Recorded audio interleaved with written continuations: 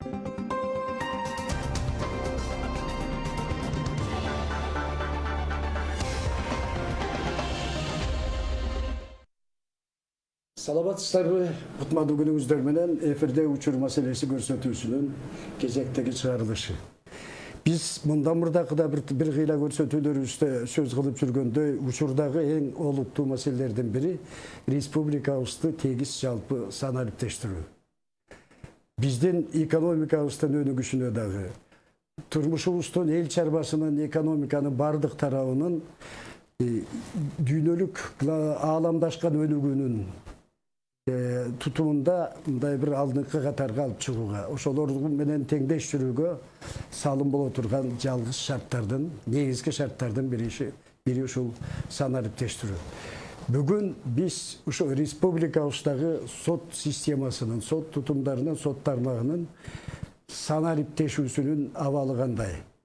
Ушул жайда сөз кылганы биз республикабыздын жогорку сотунун карамагындагы сотуна караштуу сот иштери боюнча департаменттин статус катчысы Сталбек Аманатович Калматовду студиябызга чакырып, сиздер менен маектешүүгө чакырып атабыз. Сиздер менен маектешүүгө демекчи, биздин бул көрсөтүүбүз дагы дайым Кудай эле түз эфирде болбого чыгат. Ошондуктан биздин маектин жүрүшүнүн бардык учурунда өзүңүздөрдүн сурооңуздар, пайда болуп калган ойлоруңуздар, пикирлериңиздер болсо, биздин студиябызга түз телефон чалып, студиянын мейманынан өзүңүздөрдүн суроо сунуштарыңыздарга жооп алууга мүмкүнчүлүк бар. Ушундай эле мүмкүнчүлүк Эл ФМ радиосунун угуучуларында да бар. Анткени алар түз кошулуу менен биздин студиядагы маекке ортоктош болушууда. Сталбек Аманатович, кош келипсиз студияга, саламатсыз. Сиздин ушул студияга келип турганыңыздан пайдаланып, азыр ушу санариптештирүүнүн алдында элдин көкөйүндө турган сот системасын реформалоо ишин кайрадан бир жаңыша куруп чыгуу жайында бир аз сөз кылып, анан кийин сөздүн негизги бөлүгүнө өтсөк деген ниетте. Ушул сизге ушул биринчи суроо салгым келип турат. Бул бизде сотту реформалоону шарттаган себептер, анан ошо реформа азыр кайсы абалда? Саламатсыздар, Бейшенбек байке, рахмат ушул атайын чакырып, ушул теманы көтөрүп, биздин элге жеткирүүгө бизге көмөк берип атканыңарга чоң рахмат. Жакшы суроо бердиңиз. Эми бул сот тутумунда жүрүп жаткан реформа бул бүгүн кечээ башталган жок, бул көп жылдан бери башталды. Эң негизгиси айтып кетерим, бул 2014-2017 жылдарга карата Кыргыз Республикасынын сот тутумун өнүктүрүү боюнча мамлекеттик максаттуу программасы жогорку кеңештин токтому менен бекитилген. Ошол максаттуу программанын аркасында ушул сот реформасынын көптөгөн иштери башталып, жана бүгүнкү күндө уланып жатат. Мындан тышкары 2018-2040 жылдаркы Кыргыз Республиканын өнүктүрүүнүн улуттук стратегиясы биздин Кыргыз Республиканын президентинин жарлыгы менен бекитилген. Бул стратегияда таза коом, өлкөнү санариптик трансформациялоо улуттук программасы кабыл алынганда, мындан тышкары дагы биздин Кыргыз Республикасынын Коопсуздук кеңешинин 2018 жылдагы Санариптик Кыргызстан 2019-2023 санариптик трансформациялоо концепциясы жактырылган. Ошол Коопсуздук кеңеши ушул концепцияны жактыргандан кийин биздин өкмөтүбүз өзүнүн буйругу менен Санариптик Кыргызстан 2019-2023 санариптик трансформациялоо концепциясын ишке ашыруу боюнча жол картасы бекитилгенде, ушул жол картасынын негизинде бул жалгыз эле сот тутум эмес, жалпы биздин кыргыз мамлекеттик органдарынын баарын ушул санариптештирүү тарабына өткөзүү боюнча. Эмне үчүн? Анткени канчалык ушул санариптештирүү тарабы иш жүзүнө ашса, ошончолук коррупция элементтери азаят дагы, мамлекеттик кызматкерлердин ошол биздин жарандар менен болгон катышы, түзмө-түз катышы жоголуп, жалаң ушул санариптештирүү аркылуу өтөт деген маселе. Демек, мунун баары биздин эл үчүн жасалаткан окат деп эсептелинет. Дагы ушул сот реформасы жагынан айтып кетсем, ар бир реформага бул каржы маселеси абдан оор жана көйгөйлүү болот да.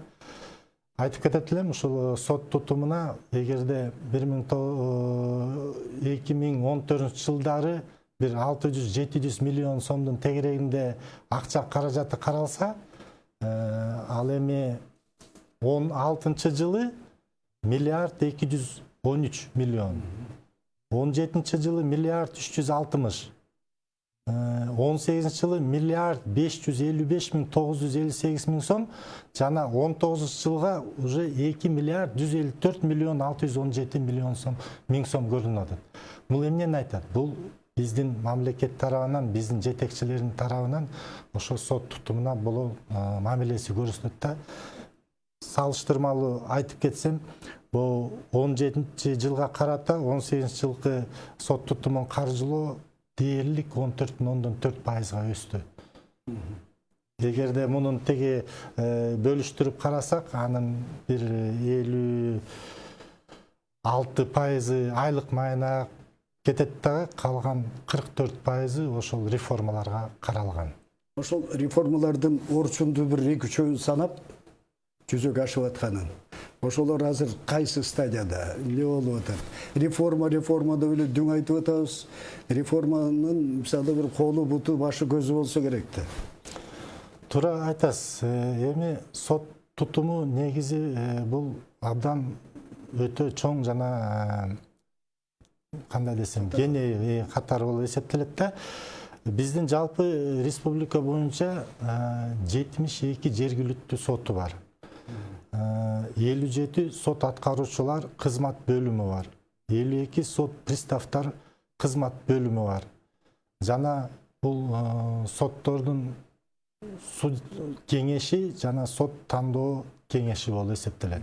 Мындан тышкары жогорку сот жана конституциялык палата, булардыкы өзүнчө. Биз сот департаменти катары жергиликтүү соттордун каржылоосу боюнча иштейбиз да, ошон үчүн көбүнчө жергиликтүү соттор боюнча мен маалымат берем да. Эми дагы бир белгилеп кетчү нерсе, айтып атпайбызбы, ушул реформанын алкагында 19-жылды биздин президентибиз биринчи жарлыгы менен региондорду өнүктүрүү жана өлкөнү санариптештирүү жылы деп жарыялаган да.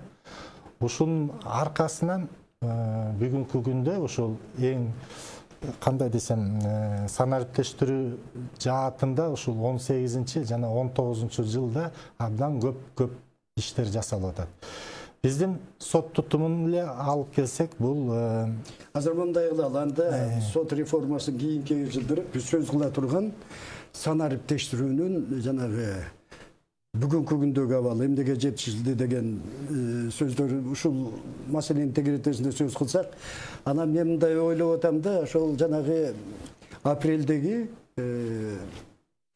санарипте Кыргызстан жана аймактарды өнүктүрүү деген форумда республикабыздын президенти Сооронбай Башарович Жээнбеков ушул укук коргоо, анын ичинде сот системасын санариптештирүүдө алардын иш процесстерине санариптештирүүнүн айрым бир топ инструменттерин пайдаланууну эң маанилүү деп эсептеген эле да. Ошол инструменттер жөнүндө сөз кылсак да, мисалы соттордун автоматташтырылган маалымат системасы деген эмне?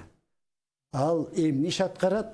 Жана ал ошол республикалык деңгээлде ушул системанын иштеши кайсы деңгээлге келип калды? Абдан жакшы суроо болду, бирок башында бир нерсе кошуп кетейин деп атам да. Ошол автоматташтырылган маалыматтык системасын киргизүү үчүн эң биринчиден биз ар бир райондук сотко интернетти жеткизиш керек болчу. Эң туура. Ошонун алкагында мына 18-жылы бизде бардык жергиликтүү соттордун имараттарына үзгүлтүксүз азыктандыруу булагы алынып келип, ошол аркылуу интернет жеткизилди. Бүгүнкү күндө ошол 18-жылдан баштап сиз айткан автоматташтыруу маалыматтык системасы жазылып жатат, аягына чыга элек, бирок биринчи бөлүгү даяр. Ал эмнени айтат? Бул биздин жарандар сот тутумуна кайрылганда ошол кабыл алган арызын электрондук форматта кабыл алып аны ошол маалыматтык системасына киргизүү. Киргизгенден кийин бул мурун ошол арыздарды кароо соттун төрагасы же төрайымы бөлүштүрүп берчү. Же Акматов, же Ташматов карайт деп. Бүгүнкү күндө ошо санариптештирүүнүн аркасында ошол түшкөн материалдарды бөлүштүрүү дагы автоматташтырылды да. Демек, бул эмнени айтат? Бул ошол эле болгон төраганын тигил сотту жакшы көрөм же бул сотту жакшы көрөм деп бергенден алыспыз. Анткени ар бир арыздын, ар бир соттук отурумдун аркасында эки тарап бар да. Бирөө арыздануучу, бирөө соттолуучу дегендей. Ар дайым эки тарап, эки ой болот. Ошон үчүн элдердин ою бузулбаш үчүн, туура көрүш үчүн ушул автоматташтырылган түрдө ошол иштер бөлүштүрүлсө, бул биздин жарандардагы ишенет. Соттун тутумуна, соттун адилеттүүлүгүнө ишенимдүүлүгүн көтөрөт деп ойлойбуз да. Мындан тышкары Бул системага азыр республикабыздын мисалы жогорку соттон кийинки жергиликтүү мисалы соттордун бардыгы кириштиби же алдыда күтүлүп аткан жагдайлар да барбы? Эми негизи санариптештирүү маселеси жана башында мен көтөрүп кеткендей көп каражаттарды жана адамдык ресурстарды талап кылат экен. Ошон үчүн баары бир күндө ушу бизде 72 жергиликтүү сотту каптай алабыз деген сөздөн алыспыз да. Мына бүгүнкү күндө бизде ошол автоматташтырылган маалыматтык системасына 17-жылы 3 сот кошулган, 18-жылы 36 сот кошулду, жана 19-жылдын жарым жылында дагы 25 сот кошулду. 19-жылдын аягына чейин калган соттордун баарын кошконго аракет кылалы деген оюбуз бар. Ошол жакта иш жүрүп атат. Эми дагы ошол эле санариптештирүүнүн аркасында дагы бир чоң жасап жаткан ишибиз бул сот жыйындарын залын аудио, видео жабдуулар менен жабдуу болуп эсептелет да. Жазуучу. Ооба. Бул дагы ошол эле кандайдыр бир балким коррупциялык элементтерди жоюуга чоң мүмкүнчүлүк берет. Эмне үчүн? Анткени бул сот отуруму жүрүп атканда үзгүлтүксүз түрдө аудио жана видео жазуусу жүрүлөт. Эгерде мурун кандайдыр бир күнөм санаа кылып, ошол сот отурумдордун катышуучулары сот отурумунун катчысы протокол түзгөндө кээ бирөөнүн сөздөрүн жазбай, кээ бирөөнүн сөздөрүн кошулбай же унутулуп кеткен моменттери болушу мүмкүн болчу да. Бул кадимки эле адамдын фактору да. А бүгүнкү күндө ошол аудио, видео жабдууларын колдонуу менен өткөн соттордо андай болушу мүмкүн эмес. Демек, бул дагы биздин жарандардын сотторго болгон мамилесин өзгөртөт деп ойлойбуз да. Ишенимдүүлүгүн көтөрөт деп ойлойбуз. Анан мунун дагы бир жакшы жери бул материалдар автоматтуу түрдө сакталып турат. Ар бир сот процессинин катышуучулары соттун өзүнө кайрылып, каалаган убакта ошолордун маалыматын көчүрүп алууга же кайрадан карап алууга мүмкүнчүлүктөр бар. Ошол жазуулардын баланча жылга чейин сакталууга тийиштеген мөөнөттөрү барбы? Сөзсүз. Бул аудио, видео жабдуулар деп атпайбызбы? Эми мен өзүм багы техникалык специалист эмесмин, бирок мага түшүндүргөн боюнча видео бул көп орунду ээлейт экен жанагы сакталуучу жердечи. Ошон үчүн видеолор мен ушу калп айтпасам 1 жылга чейин сакталат. Ал эми аудио ошол кылмыш ишин же кайсыл бир иш боюнча соттун чечими канча жыл сакталса, ошончо жыл кошо сакталат аягына чейин. Бул видео материалдар ошол сот процессине катышкан тараптардын талабы менен кайсы учурда болсун көрүп, атайы бир топ карап чыгып же өздөрү карап чыггандан кийин бүтүнгө эле ошол жазуулар кандай тартипте кайра каралат да, пайдаланылат? Эми биздин Бул аудио жана видео жабдууларды колдонуу боюнча атайын жобо иштелип чыккан. Ошол жобо биздин сот департаментинин сайтында жана ошол жогорку соттун сайтында илинип турат. Эгерде кимдер кирип кызыктар болсо ошону ачып карап көрсө болот. Ар бир кароо бул ошол алып барган соттун уруксааты менен караганга мүмкүнчүлүктөрү бар. Эгерде жанагындай айткандай жашыруун өткөн сот тутумдары болсо, анда сот имараттарында атайын бир бөлмөлөр жасалган. Ошол бөлмөнүн ичинен баягы жазып кеткенге уруксаат жок, бирок ошол бөлмөнүн ичинен көрүп, кайра өткөн иштерди эстесе болот. Видеоконференцияларды өткөрүү мүмкүнчүлүгүн сотторго түзүү деп айтылган экен, сот процессинде видеоконференцияларды. Ушул видеоконференциялар деген эмне, анын зарылдыгы эмнеден улам пайда болду? Эми Анан кандай ыңгайлуу жактары бар? Туура айтасыз, бул санариптештирүү жаатында видеоконференц байланышуу дагы бул жаңылык бизде бүгүнкү күндө. Мунун абдан чоң мүмкүнчүлүктөрү бар экен. Биринчиден, ушул соттордун өздөрү бири-бири менен байланышууга. Райондук сот менен облустук сот жана жогорку соттор ошол сот иштеринин кайсы бир тармактарын талкуулаганга, биздин жогорку соттун төрагасы, төрайымы жалпы соттор менен жергиликтүү өзүнүн кабинетинен чыкпай эле байланышууга. Анан бул сот реформа жагында болсо эң жакшы нерселеринин бири болуп, мисалы үчүн мындай учурлар бар да. Сот иши Бишкекте каралып атат, бирок айыпталуучу же баягы күбөлөр балким нарындадыр, балким Баткендедир.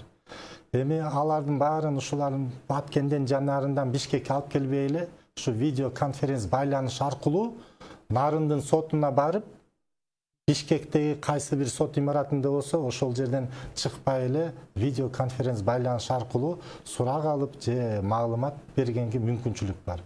Бул күбө менен эле берки жабырлануучу тараптарга тиешелүү эмес, бул дагы ошол эле соттолуучу адамдарга тиешелүү. Анткени өзүңөр билесиңер, бул убактылуу кармалуучу жайларда көбү кармалып турат. Аларды сот залына алып келип, алып кетиш үчүн атайын бир чоң мекеме бар, ГСИН деген. Ал жерде канча машина, канча солдат, канча каражат кетет. Ошонун баарын үнөмдөө максатында ошол эле убактылуу кармачуу жайда бир комната жасалган. Жана ар бир сот залындагы видеоконференц байланыш аркылуу ал кишини сот залына алып келбей эле ушундай дистанционно аралыктан суракка алууга мүмкүнчүлүк бар. Мында дагы бирдемени белгилеп кетсек, кээ бир ошол соттоочулардын же соттолуп кеткендердин оорулары да бар. Баягы мындай воздушно-капиллярный путем жукчу оорулар бар да. Эми ошол оорулар дагы сот отурумуна катышкандарга жалака тийбеш үчүн бул жерде дагы видеоконференц байланыштын ролу чоң. Ушул видеоконференц байланыштарды аягына чейин чыгарып алсак, менимче көп, мындайча айтканда, бюджеттик каражаттар үнөмдөлөт да. Жана да учкайраак айтып кеттиңиз, эми жана сот иштерин автоматтык түрдө бөлүштүрүү. Бөлүштүрүүнүн автоматташтырылган системасы. Бул эмне, кайсы учурда кандай болуп иштейт? Бул автоматташтыруу, бөлүштүрүү бул бүгүнкү күндө бизде жогорку сотто жана кээ бир жергиликтүү соттордо иш жүзүнө ашты.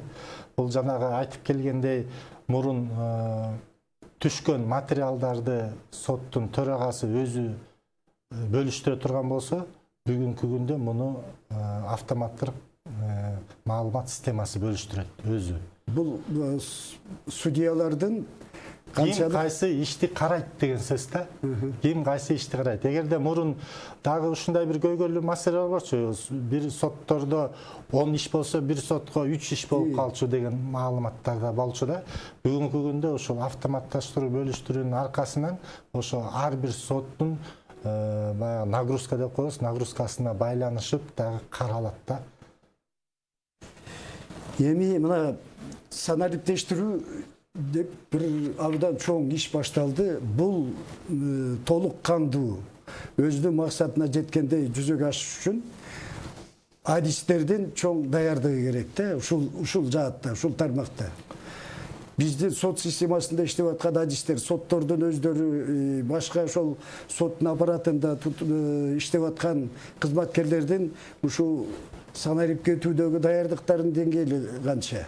Деңгээлин көтөрүүдө кандай иштер жүрүп атат? Абдан жакшы суроо болду. Анткени Азыр ушул жерден улантасыз сөздү. Телефон чалып бар экен, суроону кабыл алып коюп, анан кийин андан ары уласак. Саламатсызбы? Сиз түз эфирдесиз. Сурооңузду бере бериңиз. Саламатсыз. Алло, Бейшембек. Айта бериңиз. Катчыга суроом бар да.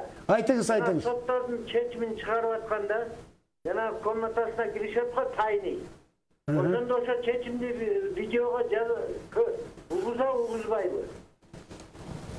Чечим чыгарып атканда сотто.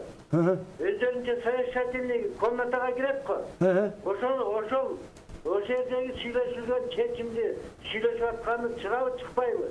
Видеого тартылабы, тартылбайбы? Кеңешүүчү бөлмөдөгү соттордун чечим чыгараарда кеңеши видеого тартылып элге көрсөтүлсө болобу деген нерсени айтып атат. Рахмат сурооңузга, көрөрман. Мен мындай деп жооп берет элем. Өзүңүз жана айтып калбадыңызбы, секретный комната депчи.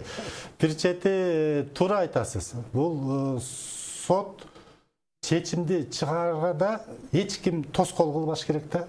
Анын чечим чыгарган. Ошон үчүн бул ошол жана кеңеше турган совещательный комната деп коет.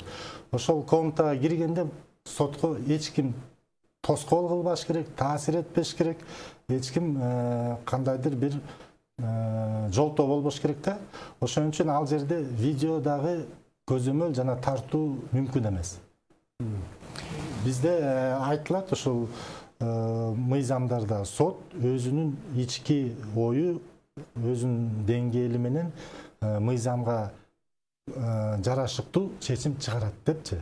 Ошон үчүн бул жерде эч ким жолтоо болбош керек. Аны эч ким тарта албайт, эч ким көрө албайт.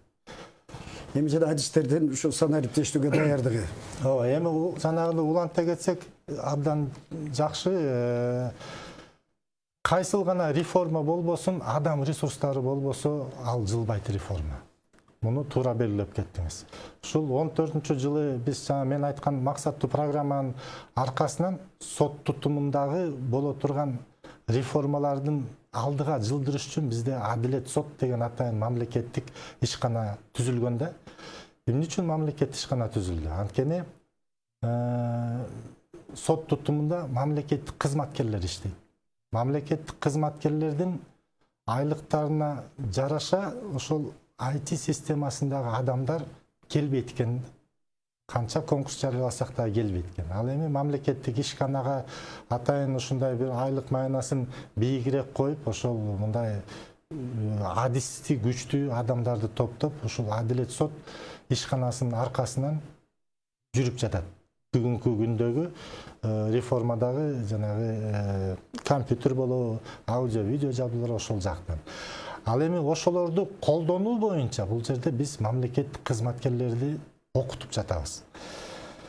Сан менен алып келсек, бүгүнкү күндө 64 сотто биринчи инстанциянын адамдары жанагы маалыматтык системанын иштеш үчүн 752 сотту окуудан өткөздүк. Ошол программаны үйрөнүп, жаздырып, эл менен кандай иштеш керек, кандай мамиле кылыш керек дегенде. Бирок адис жагын айтып кетсем, бул ошол маалыматтык системаны бизде сот отурумдарынын катчылары жүргүзүш керек да, өзүнүн функционалы боюнча. Бирок бул бизде мамлекеттик кызматта эң төмөнкү кызмат. Демек, айлык маянасы дагы ошончолук төмөн. Мунун аркасынан, мына айтып атпаймынбы, 752 адамды окутсак, бул 752 адам бир 3-4 айда эле алмашып турат, кайра элечи. Бир аз үйрөнөт дагы которулуп кетишет. Башка айлыгы жакшы. Ооба, анткени бул жерден уже үйрөнүп алышты да бирдемени. Анан дагы баягы адам жакшы жерди издейт деген сөз бар эмеспи? Ошентип издеп кете берет да, бул бир чоң көйгөйлүү маселенин бири болот да. Ушул адистиктерди, үйрөнүп калган адистерди ордунда алып калуу. Анан ушул эми түшүнүктүү биздин бюджеттин талтырышына байланыштуу, бирок жалпы ушул айлык маяна маселени ошол биздин санариптик тетиктер менен иштеп аткан кызматкерлердин карап койсок жакшы болот эле деген ой. Менин оюмча, мисалы ошол 14 жылдарда мисалы жалпы ошол сот системасына бөлүнгөн жана бюджеттерди айтпадыңызбы? Миллиардтын теңинде жүрсө, азыр 1 миллиард 300 канча миллион сомго чейин көтөрүлүптүр да, дээрлик 2 эсе көтөрүлүптүр. Ошондон каражат карап, өзүңүздөр бир икемди чыны менен мыкты IT адистерин санариптештирүүгө аппараттарды сатып алып өтүү өзүнчө, ал эми ошону сапаттуу ошол деңгээлде кармап калуу өзүнчө. Бул жакта бул сөздү кыйытып айтып атат окшойбуз. Бул жакта ушу чечиле турган бир маселенин чети бар окшойт да. Анан кийин ушул системаларды ишке кириши менен жанагы коррупцияларга айтып, жалпы эле бир айтылып кетти. Бул санариптештирүүгө өтүү адам факторлордун кийлигишүүсүн азайтып, анан коррупциянын кендирин кесип чектейт, кыскартат деген нерсени айтып атасыз да. Ушул натыйжаларды бере баштадыбы? Натыйжа кайсы тараптарда көрүнө баштады? Эми эң негизгиси баягы жалпы жарандардын болгон арызчылыгынын бири бул сотко материал түшкөндө кээ бирлери жылдап каралат деген доо болчу да. Бул деле туура эле, анткени жанагы айткандай айыпталуучу, жабыркалуучу чет жактан чыгарып ал келе алат, келе албайт. Ошо менен ар бир сот отуруму улам 1 жума, 2 жума ары жылып атып, ошентип эле созулуп турат. Жанагы айтып кеткендей, аудио, видео конференц байланыш аркылуу бул уже чечилип атат. Эгерде ушул чечилип эметсе, демек ошол жарандын кайрылуусу мыйзам чегинде каралган мөөнөттөрдө каралат деген анча-мынча ишенич бар да. Ошол жакка баратабыз азыр. Алардын билдирүүлөрү кадимки ошол сот өтүп аткан залдагы айтылган сөздөр менен юридикалык негизи бирдей болот да, кабыл алышы. Туура. Мындан тышкары дагы сотко чакыруу кагазы сервиси бар да. Бүгүнкү күндө ошол эле соттун катышуусун чакырыш үчүн атайын кагаз жибериш керек. Ал кагазды атайын өзү кол коймоюнча аны алды деп эсептелбейт. Эгерде алды деп эсептелбесе, демек сот башталбайт деген маани бар да. Эми ошол сотко чакыруу кагазы сервиси электрондук түрдө өтүп калса, бул электрондук почтасына жибереби, же СМС кылып байланыш уюлдук телефонуна жибереби. Бирок ошол жиберди деп аталса, ошол берилди деп такталат дагы, ошо менен андан ары кетет. Бул дагы ошол эле сот отурумунун тезирээк каралышына жөлөк болот. Мындан тышкары соттук документтер менен таанышуу сервиси ачылат.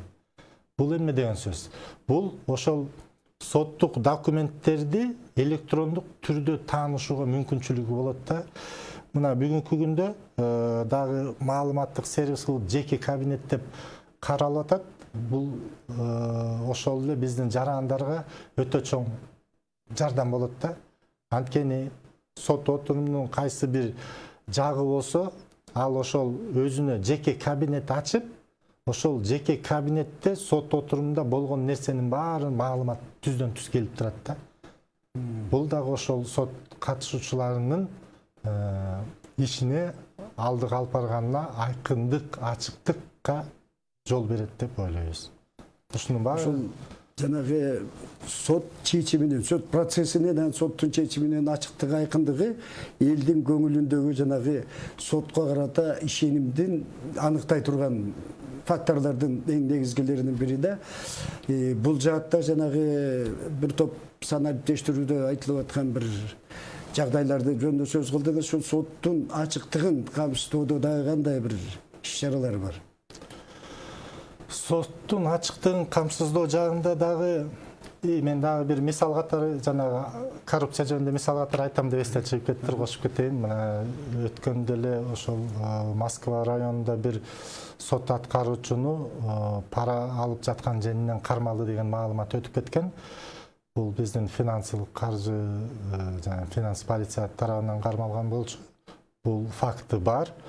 Бирок ошол акча каражатын алып катып койгон жеринен табылбай жаткан учурда ошо биз сот имаратына койгон видео байкоо аркылуу табылды да катып койгон жери. Көрдүңүзбү бунун ошол кандай санариптештирүү коррупция жагына жардам берип атканын. Ошол далил табылды дагы, демек чын эле ошол адам пара алды деп туруп аныкталып атат ошонун аркасынан. Сиз айткандай, мына мен жана башында дагы айтпай кеттирим, биздин сот департамент жогорку соттун алдына караштуу деп атпайбызбы? Эң негизги максатыбыз бул ушул жергиликтүү сотторду материалдык, техникалык жактан жана соттун чечимдеринин жана башка органдардын чечимдерин иш жүзүнө ашыруу болуп эсептелет да. Эми ошол соттордун материалдык, техникалык жактан камсыздоо боюнча жана айтып кеттик санариптештирүү жагынан. Бирок санариптештирүү бул темир тезек эле эмес, бул ошол соттордун отурган жерин, биздин калктын, элдин каерге келип кандай жерден ошол кызматты алат деген ойда. Мына бүгүнкү күндө бизде жаңы имараттар салынып атат. Бул нолдон баштап десек болот да. Бул Чаткал районунда Тогуз-Торо, Алабука, Ташкөмүр, Москва, Баткент районунда салынды да. Берки жерлерде сүйлөшүп, жаңы жер тилкелерин алып, ал жерге сот имаратына ылайыктуу атайын проект менен салганга аракет кылып жатабыз бүгүнкү күндө. Анткени бүгүнкү отурган сотторду мына эл деле көрүп атат. Эң эскиси бул 1913-жылкы салынган имараттар. Аларды ылайыкташтырып алып эле. Ооба. Анан бүгүнкү күндө ал имараттарга соттордагы сотту тейлеп жаткан мамлекеттик кызматкерлер да батпай жатат. Эмне үчүн? Анткени мына 2019-жылы 56 жаңы сот кирип атат. Жана тергөө соттору деп жаңы укук реформанын аркасында тергөө соттор кирбедиби? 56 кишини кирип атат. 56 кишини тергей турган дагы мамлекеттик кызматкерлер бар. Ал 300дөн ашык кызматкерлер. Анын баарына биз ошол жумуш орундарын орнотуп иштей турганга шарт түзүп беришибиз керек.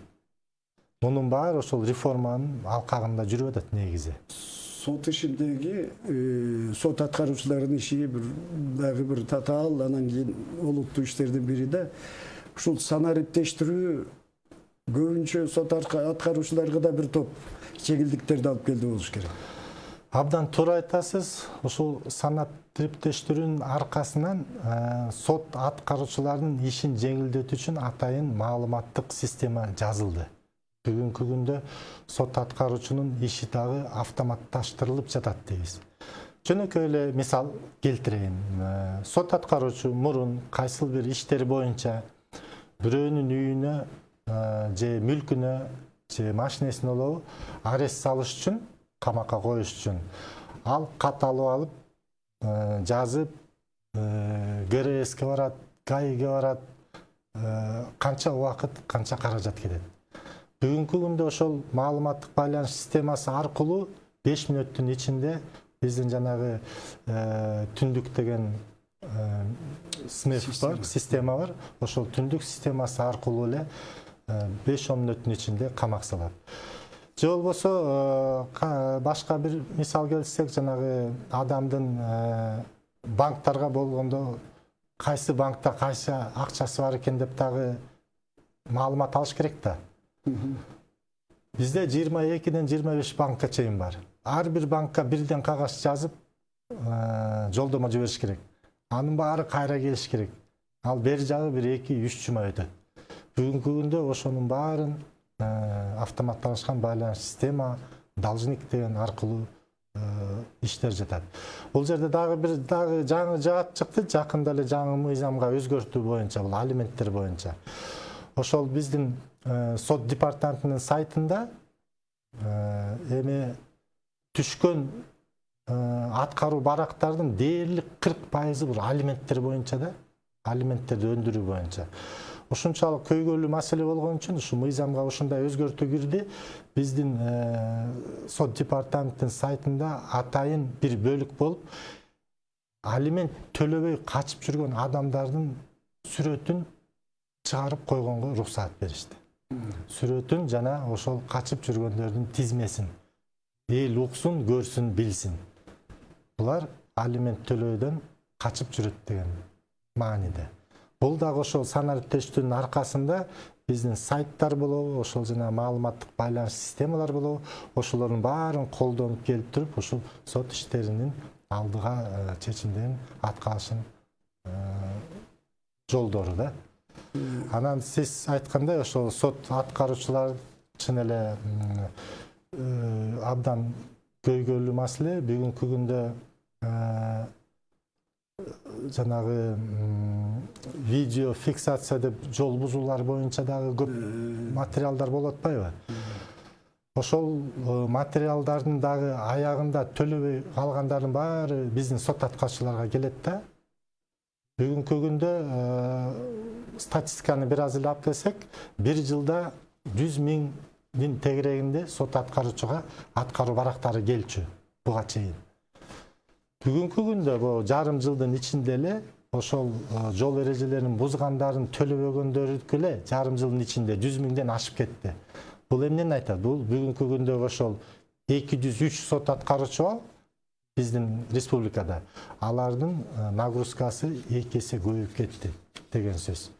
Эми канчалык аны жакшылап иштеп, ошол сан менен иш жүзүн ашырып кетебиз, бул дагы күнөм сана бир чети. Бул жерде ошол бирдиктүү бузуулардын реестрин киргенине байланыштуу, менимче бул жерде дагы сот аткаруучулардын санын дагы көбөйтүш керек деген маселе туулуп калышы мүмкүн да. Мен алдымда мындай бир маалымат жатат. Жогорку соттун жана республиканын бардык жергиликтүү сотторундагы жарыяланган сот актыларынын саны боюнча. Мисалы 13-жылы 3354 болсо, 2019-жылы 41907-ге өсүп турда. Бул эмнени көрсөтөт? Бул жакшы көрсөтүшпү же кылмыштардын жанагы бузуулардын көбөйүп атканын көрсөткүчүбү? Бул көрсөткүч сот тутумунун ачыкка, айкындыкка чыгып жатат деген көрсөткүч да. Анткени ар бир сот өзүнүн чыгарган чечимин ошол акт сот кейжи деген сайтка чыгарып туруш керек. Ар бир сот өзүнүн чечимин сайтка чыгарса, ар бир жаран ал соттун чечимин кандай деңгээлде чыгарган экенин окуп, билип, тааныса болот. Жана ошол эле жерде ар бир соттун кандайдыр десем, компетенттүүлүгүнө дагы элдер баа берет да. Ошон үчүн бул талап ошол өзүнүн чыгарган чечимин ачыкка, айкындыкка чыгарып, акт сот кежиге жарыялап турган, бул ошол өзүнүн соттун эле профессионалдуулугун жана мыйзам чегинде иштеп жаткандыгын көрсөтөт да. Бул дагы ошол эле коррупцияга болгон күрөшүүлөрдүн бир элементтерине кирет. Азыр атай бизде студиябызга келгенден кийин мен жогорутон бир топ суроолорду бердим. Ушул суроолор камтыбай калган телекөрүүчүлөргө айтып кетейин деген оюңуз болсо, кыскача айтып алсаңыз, убакыт соңуна чыгып баратат. Эми жалпы мен дагы бир жолу белгилеп кетер элем, ушу бүгүнкү күндө биздин бийлик тарабынан жакшы эле көмөк көрсөтүлүп жатат. Каржы жагынан дагы, адис жагынан дагы мүмкүнчүлүктөр түзүлүп атат. Мына сиздер тараптан элдерге ушул болуп жаткан реформаларды жеткизүү боюнча дагы мүмкүнчүлүк бергениңерге рахмат. Анан биз дагы бир жолу айтып кетет элем, бүгүнкү күндө сот тутуму ачык, ар бир жарандарыбыз биздин сайттарыбыз бар. Сот департаментинин сайты бар, жогорку соттун сайты бар, акт сот KG деген сайт бар. Ошол эле сотторго кандайдыр бир нааразачылыктар болсо, сот кеңешинин алдында тартиптик комиссия бар. Ошол тартиптик комиссияга түздөн туз ар бир соттун үстүнөн даттанууга укуктары бар. Өзүңөр көрүп жатасыңар, ошол тартиптик комиссиянын чечимдеринин аркасынан, канча соттордун аркасынан кылмыш иши козголуп, ошолор уруксат берет да, кылмыш иши козголсун же козголбосун деп. Бул ачык, айкын жүрүп жаткан нерсе деп ойлойм. Чоң рахмат келип студиябызга ушул элдин баягы көкөйүндөгү сот системасынын bir işlerindeki жаңы багытка карата жылышы, айрыкча сана ириптештирүүнүн жүрүшү жөнүндө айтып берип кетип атканыңызга чоң рахмат. Ылайым ошол биздин сотторубуздун чечими акыйкат, жүргүзгөн иштери айкын болсун деген ниет менен бүгүнкү көрсөтүүбүздүн соңуна чыкмакчыбыз. Урматтуу телекөрүүчүлөр, сиздер учур маселеси деген көрсөтүүбүздүн кезектеги дагы чыгарылышын көрдүңүздөр. Бүгүнкү биздин көрсөтүүнүн мейманы Кыргыз Республикабыздын жогорку сотуна караштуу сот иштери боюнча департаменттин статс катчысы Сталбек Аманатович Калмаков болду. Кайрадан ушундай бир маектерде жолугушканча сак саламатта болуңуздар. Баарыңыздарга бакубатчылык тилейбиз.